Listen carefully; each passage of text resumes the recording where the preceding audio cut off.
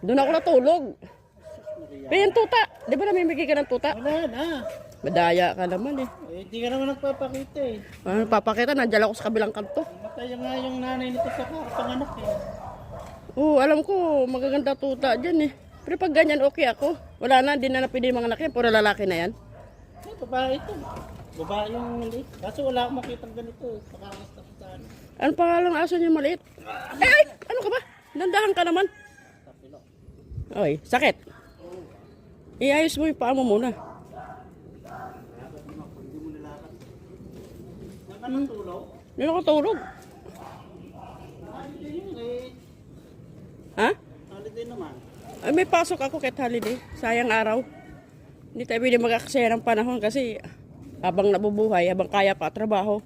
Hindi ko na maano si ano mula nung pandemic. Hindi Si- ko alam kung nasaan na yun ah. Sino? Jowa mo? Si Debbie.